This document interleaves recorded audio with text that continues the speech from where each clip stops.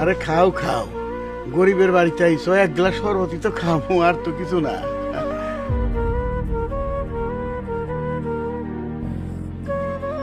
চাচা, বকুলের কি বিয়ে শাদী হয়েছে? আর করে না বাবা, মায়ের আমার পুরা কপাল। বিয়া হয়েছিল তো টিকে নাই, তালাক হয়ে গেছে। কি কোন চাচা, তালাক হইল কেন? এইসব কথা নতুন করে তুইলে আর মন খারাপ করবার চাই না শফিক। বকুল রেখে আর বিয়ে দিবেন না চাচা? বিয়ে তো দিবারই চাই বাবা, ভালো পাত্র তো পাই না।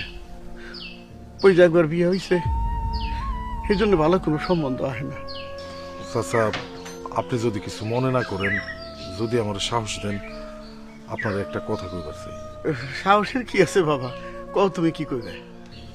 চাচা, বকুল রে যদিও আজকে আমি প্রথম দেখছি, ওরে আমার ভালো লাগে গেছে। আপনার যদি আপত্তি না থাকে, বকুল রে আমি বিয়ে করতে চাই। চাচা, না বাবা শফিক, তুমি এত বড় বংশের পোলা, তোমার টাকা পয়সা ধন দৌলত কোনো কিছুর অভাব নাই, তুমি আমার মাইয়া বকুলরে বিয়ে করবা? হ চাচা, আমি বকুল রে বিয়ে করতে চাই। কিন্তু বকুলের তো বিয়ে হয়েছে বাবা, একটা বিবাহিত মেয়েরে তুমি বিয়ে করবা? চাচা, বকুলের আর একটা বিয়ে হয়েছে, এটা নিয়ে আমার কোনো সমস্যা নাই। আপনি বকুলের সাথে কথা বলেন, বকুল যদি এই বিয়েতে রাজি থাকে, তাহলে আমি অল্প কিছুদিনের মধ্যে ওরে বিয়ে করে ঘরে তুলবার চাই। আমি আজকে ওর মেয়ের সাথে কথা কেউ তোমার জানাইতেছি বাবা, তোমার জানাইতেছি।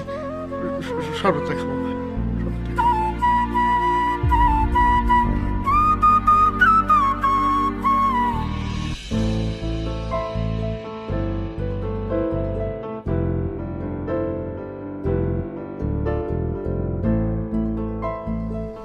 বকুল, পাপা, এদিকে একটু আয় মা।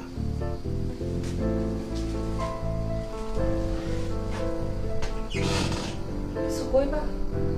তোর সাথে একটা জরুরি বিষয়ে কথা কেটে আসলাম। তুই আমার কথা দে, আমি যে কথা কমু তুই সে কথা রাখবি। কি এমন কথা যেটা রাখতেই হইব? তুই আমার আগে কথা দে, তুই আমার কথা রাখবি। আচ্ছা ঠিক আছে, কথা রাখবো, এখন কও। আজকে শফিক আমাকে বাড়িতে আইছিল না, ওই যে যারা তুই শরৎ বানিয়ে খাওয়াইছিলি, হ্যাঁ, ওনার কি হয়েছে? ও আমার একটা প্রস্তাব দিছে, তার প্রস্তাবে আমি রাজি হয়ে গেছি। কি প্রস্তাব বাবা?